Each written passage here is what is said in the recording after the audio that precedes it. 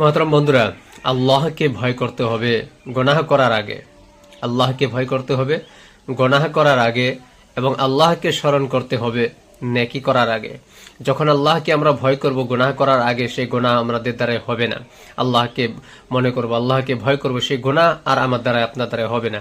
আর যখন নেকি করার আগে আল্লাহকে স্মরণ করব, তাহলে সে নেকির কাজের ভিতরে রিয়াকারি আসবে না, সে নেকির কাজের ভিতরে দুনিয়াবি কোনো গর্জ আসবে না।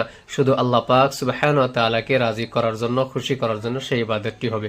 সুতরাং গুনাহের আগে আল্লাহকে ভয় করো আর নেকির আগে আল্লাহকে স্মরণ করো। আল্লাহর নিয়ামত খানা আমাদের কোন উদ্দেশ্যে খেতে হয়, সেই উদ্দেশ্যটা কি? খানা খাওয়ার পূর্বে আমাদের এটা নিয়ত করা উচিত যে আমরা এই খানা যে খাচ্ছি, আল্লাহর নিয়ামত যে ভক্ষণ করছি, এর দ্বারা যা রক্ত মাংস হবে, যা শক্তি হবে, ইহা দ্বারা আমি আল্লাহ পাক সুবহানাহু ওয়া তাআলার ইবাদত করব, আল্লাহর দিনী কাজে আমি এই শক্তিকে প্রয়োগ করব, এই রক্ত মাংসকে আমি আল্লাহর রাস্তায় প্রয়োগ করব। যদি এই নিয়তে আমরা খানা খাই, তাহলে আমাদের খানা খাওয়ার এক এক দানার বিনিময়ে আমরা সোয়াব পাবো এবং তার দ্বারা যাহার শক্তি আমরা অর্জন করব, রক্ত মাংস অর্জন করব, এহার দ্বারাও আমরা সোয়াব পাবো ইনশাআল্লাহ তাআলা।